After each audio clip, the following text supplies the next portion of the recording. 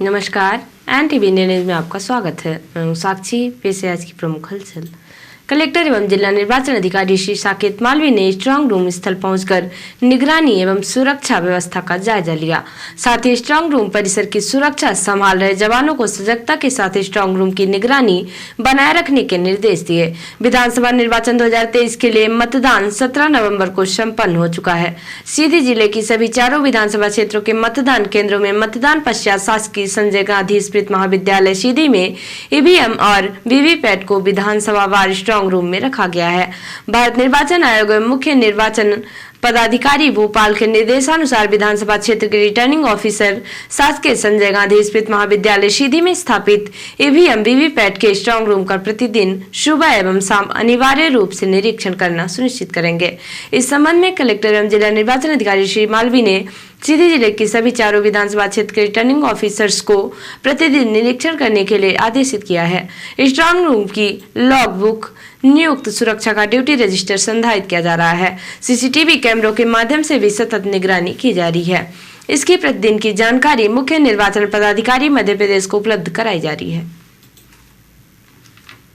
शासन के निर्देशानुसार जिले में खरीफ सीजन के लिए फसल कटाई प्रयोग पटवारियों एवं ग्रामीण कृषि विस्तार अधिकारियों द्वारा किए जा रहे हैं। फसल कटाई प्रयोग के आधार पर ही फसल की उत्पादकता निर्धारित होती है तथा कृषकों के लिए नीति निर्धारण में महत्वपूर्ण भूमिका रहती है। फसल कटाई प्रयोग सही ढंग से हो इसके लिए कलेक्टर श्री साकेत मालवीय द्वारा राजस्व अधिकारियों एवं कृषि अधिकारियों की ड्यूटी लगाई गई है। इसी क्रम में आज कलेक्टर श्री मालवीय ने स्वयं उपस्थित रहकर तहसील गोपद बनास अंतर्गत ग्राम पडरा में धान फसल कटाई प्रयोग का निरीक्षण अवलोकन किया। इस अवसर पर तहसीलदार रवि कुमार श्रीवास्तव, नायब तहसीलदार तीरथ प्रसाद, अक्षरिया पटवारी, संत मन्यु विश्वकर्मा सहित अन्य अधिकारी उपस्थित रहे। पुलिस अधीक्षक डॉक्टर रविंद्र वर्मा के निर्देशन अतिरिक्त पुलिस अधीक्षक श्री अरविंद श्रीवास्तव, अनुविभागीय अधिकारी पुलिस कुसमी सुश्री रोशनी सिंह ठाकुर, अनुविभागीय अधिकारी पुलिस चुरहट आशुतोष द्विवेदी के मार्गदर्शन में थाना प्रभारी मझौली व रामपुर नैकिन के नेतृत्व में सीधी पुलिस प्रतिबंधित क्षेत्र से रेत का उत्खनन एवं परिवहन कर रहे 2 वाहनों को जब्त कर चालक एवं वाहन स्वामियों के विरुद्ध मामला दर्ज किया है। बताया गया कि रात्रि गश्त के दौरान चौकी प्रभारी पिपरा उप निरीक्षक विवेक द्विवेदी को जरिए मुखबिर सूचना मिली कि एक नीले रंग का हाइवा अवैध रेता लोड कर बिना टीपी का शिकारगंज तरफ से बगवार बहेरा तिराहा तरफ आ रहा है और रीवा जाएगा। मामले की गंभीरता को देखते हुए त्वरित रूप से चौकी प्रभारी पिपरा द्वारा सूचना की पुष्टि एवं विधिक कार्यवाही त्वरित रूप से टीम गठित कर इस घटना स्थल की ओर रवाना हुए, जहां पर एक नीले रंग का हाइवा रेत लदा हुआ मिला, जिसे घेराबंदी कर हमरा स्टाफ की मदद से रोककर चालक का नाम पता पूछने पर संजय यादव पिता गंगा प्रसाद यादव उम्र 32 वर्ष निवासी झिन्ना का होना बताया, जिससे रेत परिवहन के संबंध में वैध कागजात चाहा गया जो प्रस्तुत नहीं किया।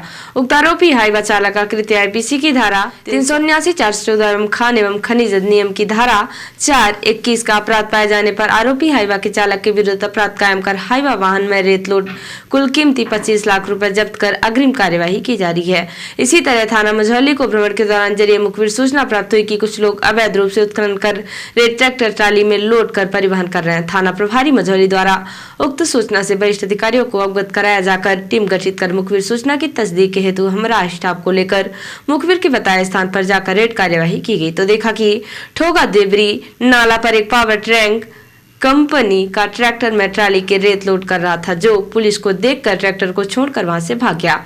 ट्रैक्टर ट्राली चेक करने पर रेत लदा हुआ पाया गया एवं 2 लोहे की तगाड़ी मिली। आरोपी उक्त चालक का कृत्य धारा 379, 414 के तहत 4/21 खान खनिज नियम का दंडनीय अपराध पाए जाने पर रेत लदा ट्रैक्टर में ट्राली कुल कीमती 5,04,000 जब्त कर पुलिस के कब्जे में लिया गया।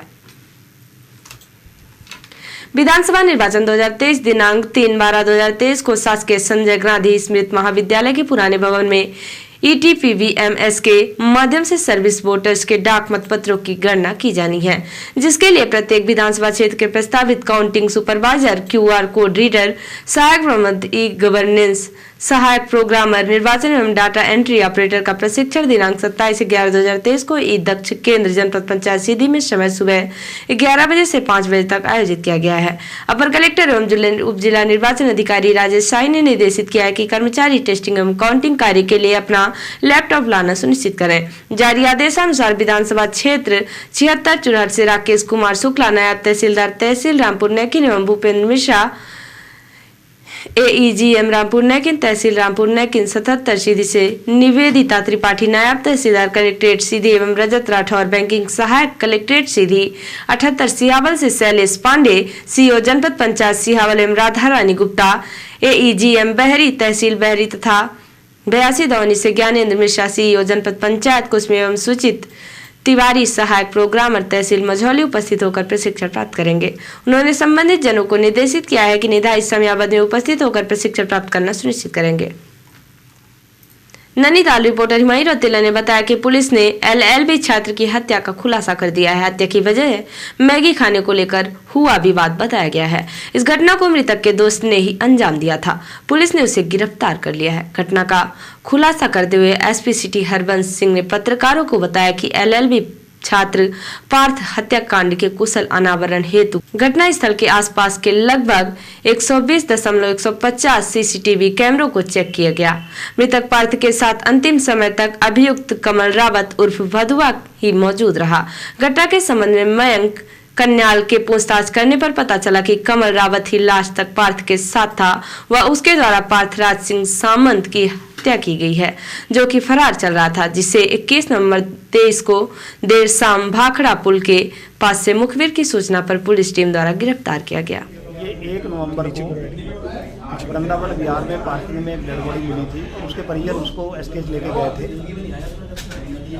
STH में जो मृतक पार्थ है उसका पंचायतनामा किया गया, पोस्टमार्टम की कार्रवाई की गई। पोस्टमार्टम के आधार पर जब पोस्टमार्टम की रिपोर्ट आई तो उसमें ये पता लगा कि इसकी गला दबाकर हत्या की गई है। और पहले CCTV फुटेज और जो बयान गवाहों के आधार पर कल कमल रावत को अरेस्ट किया गया भाखड़ा पुल से। कमल रावत ने ये बताया कि हम लोग शहर के अंदर घूम रहे थे और शहर के अंदर घूमते हुए हम नशा भी किया, हमने स्मैक का नशा किया। उसके बाद फिर जब भूख लगी तो लगभग 3 बजे के आसपास ये लोग मुखानी चौराहे गए। वहाँ इन्होंने मैगी ली और लस्सी ली और इन तीनों के पास अपनी अपनी मैगी थी, अपनी अपनी लस्सी थी। तो जो पार्थ की मैगी में इसने जो कमल रावत भदुआ इसने उसमें स्पंज रख दिया और इस बात को लेके वो बहुत नाराज़ हो गया था। पार्थ ने इसके साथ गाली गलौज की और इसको बहुत गंदी गालियाँ दी। उसके बाद ये लोग वहाँ से RK टेंट रोड पर चले गए। वहाँ इन्होंने गाड़ी पार्क की। बैंक कन्याल जब गाड़ी वहाँ पर रुकी उसके 10 मिनट बाद चला गया। कमल रावत भदुआ जो अभियुक्त है और जो मृतक पार्थ है, ये दोनों लोग गाड़ी में रह गए। और जब वहाँ से मयंक कन्याल जब वहाँ से गया तो उस समय भी पार्थ गाली गलौज कर रहा था कमल रावत से। कमल रावत ने गुस्से में आकर उसके गाली गलौज से गुस्से में आकर उसके गला पहले मुंह को दबाया, चुप कराने की कोशिश की और फिर उसका गला दबा दिया और इस घटनाक्रम में उसकी मृत्यु हो गई। और कमल रावत ने सोचा कि ये बेहोश है तो वो भी गाड़ी में वहाँ लेट गया। सुबह जब उठा उसने देखा कि इसमें कोई हलचल नहीं है तो फिर वो वहाँ से चला गया। और अब पेश है प्रादेशिक हलचल। छतरपुर में कांग्रेस पार्षद को कुचला गया। SP बोले कई गाड़ियां गुजरी, भाजपा ने इसे हादसा बताया था। धमाके से दहल उठा दमोह, 70 किलोग्राम विस्फोटक डिस्पोज लोगों ने समझा भूकंप आया। छतरपुर के सलमान हत्याकांड में तीसरी FIR। अब दिग्विजय नाती राजा समेत 60 पर केस दर्ज। और गुना के युवक से सतना में लूट, लिफ्ट देने के बहाने कार में बिठाया, चाकू दिखाकर मोबाइल पर्स नकदी छीन लिए। और अब पेश राष्ट्रीय हलचल। जम्मू कश्मीर के राजौरी में 2 अफसर समेत 4 फौजी शहीद। इलाके में 2 आतंकियों के छिपे होने की आशंका। आतंकी पन्नू की हत्या की साजिश। अमेरिका ने भारत पर आरोप लगाया, डिप्लोमेटिक वार्निंग दी, कोर्ट में केस दर्ज। मोदी ट्रूडो की वर्चुअल मीटिंग से पहले फिर शुरू हुआ वीजा, सभी कैटेगरी में सर्विस मिलेगी।